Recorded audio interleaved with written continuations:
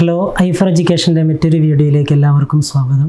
UGC NTA നടത്തുന്ന net കോച്ചിങ്ങുമായി ബന്ധപ്പെട്ട അറബിക്കിലെ ചില കാര്യങ്ങളാണ് നമ്മൾ സംസാരിക്കാൻ ഉദ്ദേശിക്കുന്നത്.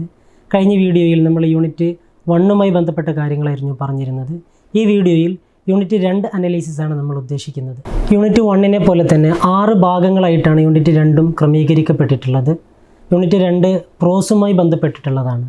ജാഹിലി കാലഘട്ടം മുതൽ അബ്ബാസി കാലഘട്ടം വരെയുള്ള അറബിക് സാഹിത്യത്തിലെ പ്രോസ് നെഫറാണ് ഈ യൂണിറ്റിൽ നമുക്ക് പഠിക്കുവാനുള്ളത്. ആദ്യ ഭാഗത്ത് ജാഹിലി കാലത്തെ ഖിതാബയും ശേഷം ഖുർആൻ ഹദീസുമായി ബന്ധപ്പെട്ട കാര്യങ്ങൾ, മൂന്നാമത്തെ പാർട്ടിൽ ഇസ്ലാമി കാലഘട്ടത്തിലെ ഖിതാബ, നാലാമത്തേത് റസായിൽ, അഞ്ചാമത്തേത് മക്കാമാത്ത്, ആറാമത്തേത് ഹിക്കായത്ത് വൽ ഖിസസ്. ഇങ്ങനെ 6 ഭാഗങ്ങളിൽ നമുക്ക് ഈ യൂണിറ്റ് കവർ ചെയ്യാൻ സാധിക്കും.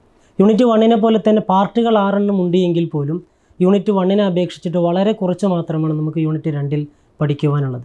UGCയിലെ ഈ അടുത്ത് വന്ന ചോദ്യപേപ്പറുകൾ നമ്മൾ പരിശോധിക്കുമ്പോൾ യൂണിറ്റ് 2 നിന്നും താരതമ്യേന കുറഞ്ഞ ചോദ്യങ്ങൾ മാത്രമാണ് പരീക്ഷയിൽ ചോദിക്കുന്നത്. ഇതിൽ തന്നെയും റസായിൽ എന്ന് പറയുന്ന 4ാമത്തെ ഭാഗമാണ് കൂടുതലായും അവർ ചോദ്യങ്ങളിൽ ഉൾപ്പെടുത്തിയിട്ടുള്ളത്. നെറ്റ് എക്സാമിൽ യൂണിറ്റ് 1 അപേക്ഷിച്ച് കുറഞ്ഞ ചോദ്യങ്ങൾ മാത്രമാണ് യൂണിറ്റ് 2 നിന്നും ചോദിക്കാറുള്ളത്. ഈ അടുത്ത വന്ന പരീക്ഷകളിലെ ചോദ്യങ്ങൾ പരിശോധിക്കുമ്പോൾ 6 ചോദ്യം, 5 ചോദ്യം എന്നിങ്ങനെയാണ് ഓരോ പരീക്ഷകളിലും ശരാശരി യൂണിറ്റ് 2 നിന്ന് വരാറുള്ളത്. ഇതിൽ തന്നെയും റസായിൽ എന്ന് പറയുന്ന ഭാഗത്തിനാണ് മറ്റു ഭാഗങ്ങളെക്കാൾ കൂടുതൽ നമ്മൾ പ്രാധാന്യം കൊടുക്കേണ്ടത്.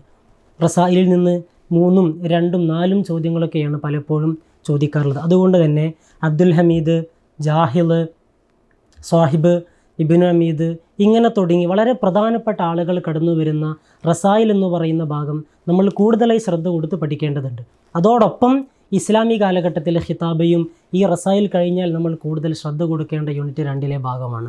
സിയാദ്, ഹജ്ജാജ് എന്നിവരാണ് ഈ ഭാഗത്ത് നിന്നും പരീക്ഷയ്ക്ക് കൂടുതലായി ചോദ്യങ്ങളിൽ വരാറുള്ളത്. അതുകൊണ്ട് തന്നെ നമ്മൾ യൂണിറ്റ് 2 പഠിക്കുന്ന സമയത്ത് ഈ 3, 4 ഭാഗങ്ങൾ മറ്റു ഭാഗങ്ങളെക്കാൾ ശ്രദ്ധയോടുകൂടിയും കുറച്ചുകൂടി ആഴത്തിലും പഠിക്കേണ്ടത് അത്യാവശ്യമാണ്. 2019 ഡിസംബറിൽ നടന്ന എക്സാമിലാണ് യൂണിറ്റ് 2 നിന്ന് ഈ അടുത്തായിട്ട് ഒരുപാട് ചോദ്യങ്ങൾ ചോദിച്ചിട്ടുള്ളത്. 16 ചോദ്യങ്ങളാണ് ആ ഒരു ടേമിൽ യൂണിറ്റ് 2 നിന്ന് മാത്രം ചോദിക്കപ്പെട്ടിട്ടുള്ളത്.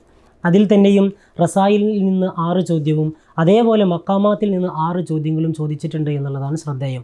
പൊതുവെ ഈ അടുത്ത് മക്കാമാത്തിൽ നിന്ന് ചോദ്യങ്ങൾ ആപേക്ഷികമായി വളരെ കുറവാണ് എങ്കിൽ കൂടി ഈ ഒരു പരീക്ഷയിൽ ധാരാളം ചോദ്യങ്ങൾ ആ ഭാഗത്ത് നിന്ന് ചോദിക്കപ്പെട്ടിട്ടുണ്ട് എന്നുള്ളത് കൊണ്ട് തന്നെ നമ്മൾ യൂണിറ്റ് 2 കുറച്ചുകൂടി ശ്രദ്ധ കൊടുത്ത് തന്നെയും മക്കാമാത്തിനെ കുറിച്ച് വായിക്കുകയും മനസ്സിലാക്കുകയും ചെയ്യേണ്ടതുണ്ട്. ആദ്യ ഭാഗത്ത് അഥവാ ഖിതാബ ജാഹിലിയയിൽ നമുക്ക് പഠിക്കുവാനുള്ളത് 2 പേരാണ്. ഖസ്, അഖസം എന്ന് പറയുന്ന 2 പേർ. ഇവരെക്കുറിച്ച് ആധികാരികമായ സ്രോതസ്സുകളിൽ നിന്നുള്ള വിവരങ്ങൾ കുറവായതുകൊണ്ട് തന്നെയും നമുക്ക് ഇവരെക്കുറിച്ചുള്ള ഡാറ്റയും വളരെ പരിമിതമാണ്. അതുകൊണ്ട് തന്നെ കൂടുതൽ സമയം ചെലവഴിച്ചുകൊണ്ട് നമുക്ക് പഠിക്കേണ്ട ആവശ്യം ഈ 2 പേരെക്കുറിച്ചുമില്ല.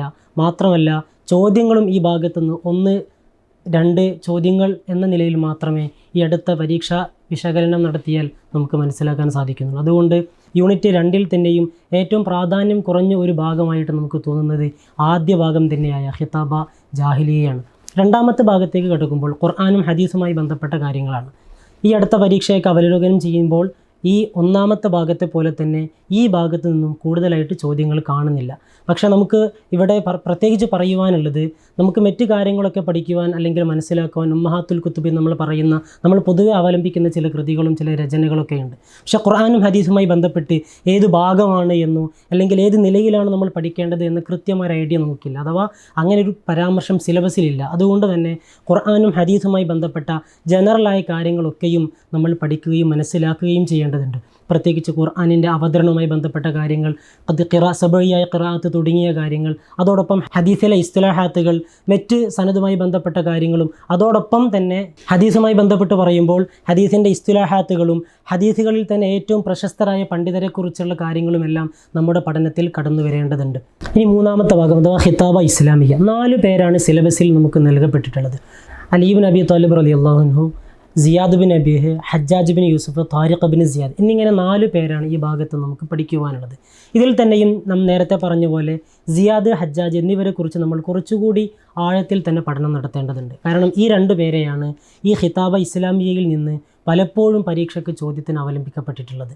അലി റളിയല്ലാഹുവിനെ കുറിച്ചും താരിഖ് ബിൻ സിയാദിനെ കുറിച്ചും കൂടുതലായ ചോദ്യങ്ങൾ നമുക്ക് കാണാൻ കഴിയില്ല. കഴിഞ്ഞതിന് മുമ്പുള്ള പരീക്ഷയിൽ ഒരു ചോദ്യം അലി റളിയല്ലാഹുവിനെ കുറിച്ച് വന്നിരുന്നു എന്നതൊഴിച്ചാൽ കൂടുതലായി ഇവരെക്കുറിച്ചുള്ള ചോദ്യങ്ങളില്ല എന്നുള്ളത് തന്നെയാണ് യാഥാർത്ഥ്യം. ഇതിൽ തന്നെയും താരിഖ് ബിൻ സിയാദിനെ കുറിച്ചുള്ള പരാമർശങ്ങൾ ഉമ്മഹാത്തുൽ കുത്തുബിൽ മറ്റുള്ളവരെ അപേക്ഷിച്ച് കുറവാണ് എന്നതുകൊണ്ട് തന്നെ ഈ 4 പേരിൽ താരിഖ് ബിൻ സിയാദിനെ കുറിച്ചുള്ള പരാമർശം ആപേക്ഷികമായി ഉമ്മഹാത്തുൽ കുത്തുബിൽ പരിമിതവുമാണ് എന്നുകൂടി നമ്മൾ മനസ്സിലാക്കണം.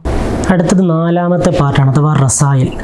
യൂണിറ്റ് 2-ൽ തന്നെയും ഏറ്റവും പ്രാധാന്യമുള്ളതും കൂടുതലായി ചോദ്യങ്ങൾ വരുന്നതുമായ ഭാഗം ഈ 5 പേരുള്ള അബ്ദുൽ ഹമീദ്, ജാഹിദ്, സ്വാഹിബ് ബിൻ ഉബാദ്, ഖാദി ഫാദിൽ, ഇബ്നുൽ ഹമീദ്, ഈ 5 പേര് പരാമർശിക്കപ്പെടുന്ന 4ാമത്തെ ഭാഗമാണ് യൂണിറ്റ് 2-ലെ ഏറ്റവും പ്രാധാന്യമുള്ള ഭാഗം എന്ന് നമ്മൾ മനസ്സിലാക്കണം.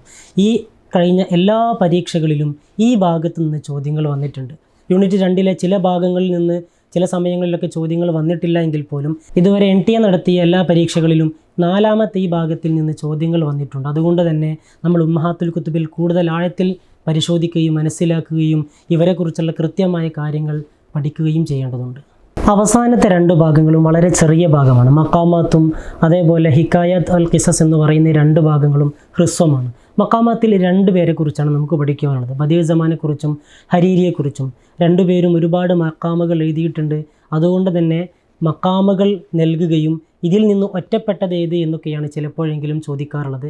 അതുകൊണ്ട് ഇവരുടെ മക്കാമകളെക്കുറിച്ചുള്ള ഒരു ഐഡിയ നമുക്ക് പ്രാഥമികമായി ഉണ്ടാവേണ്ടതുണ്ട്. അതോടൊപ്പം ബദീഉ സമാൻ, ഹരീരി എന്നിവരുടെ ജീവചരിത്രവും അവരുമായി ബന്ധപ്പെട്ട മറ്റ് കാര്യങ്ങൾ കൂടി ഈ ഭാഗത്ത് നിന്ന് നമ്മൾ പഠിച്ചു വെക്കേണ്ടതുണ്ട്. അവസാന ഭാഗമായ ഹിക്കായത്ത് ഖിസസിൽ അൽഫ് ലൈല വ ലൈല എന്ന് പറയുന്നതും കലീല വ ദിംന എന്ന് പറയുന്നതുമായ 2 രചനകളാണ് നമുക്ക് പഠിക്കുവാനുള്ളത്. ഇതിൽ ഇബ്നുൽ മുഖഫിനെ കുറിച്ച് കൂടി ഈ ഭാഗത്ത് നമ്മൾ പഠിക്കുവാനും മനസ്സിലാക്കാനും ശ്രദ്ധിക്കണം. ഇത്രയും കാര്യങ്ങളാണ് യൂണിറ്റ് 2-നെ കുറിച്ച് പ്രാഥമികമായി പറയുവാനുള്ളത്. നമുക്ക് പ്രത്യേകം അവലംബിക്കുവാനുള്ള കൃതികൾ നമ്മൾ നേരത്തെയുള്ള വീഡിയോകളിൽ പറഞ്ഞ പോലെ ഉമ്മഹാത്തുൽ കുത്തുബിൽ നമ്മൾ പറയുന്ന ഗ്രന്ഥങ്ങൾ തന്നെയാണ്. അതിൽ നമ്മൾ ഒന്നുകൂടി മനസ്സിലാക്കേണ്ടത് മക്കാമാത്തിനെ കുറിച്ച് മാത്രം ഷൗഖി ലൈഫിന് ഒരു രചനയുണ്ട്, അൽ മക്കാമാത്ത് എന്ന് പറയുന്ന രചന. ഇതിൽ ബദീഉ സമാൻ ഹമദാനിയെക്കുറിച്ചും ഹരീരിയെക്കുറിച്ചും കുറച്ചുകൂടി വിശദമായി തന്നെ പരാമർശിക്കുന്നുണ്ട്. അതോടൊപ്പം അവരുടെ മക്കാമകളെക്കുറിച്ചും നമുക്ക് കുറച്ചുകൂടി ഒരു വ്യക്തത ലഭിക്കുവാൻ ഈ ഗ്രന്ഥത്തിൻ്റെ വായന ഉപകരിക്കുമെന്നുള്ളതാണ് കൂട്ടിച്ചേർക്കുവാനുള്ളത്. ഇതോടുകൂടി യൂണിറ്റ് 2-മായി ബന്ധപ്പെട്ട മുഴുവൻ കാര്യങ്ങളും നമ്മൾ പരാമർശിച്ചു കഴിഞ്ഞു. അടുത്തൊരു വീഡിയോയുമായിട്ട് നമുക്ക് വീണ്ടും കാണാം.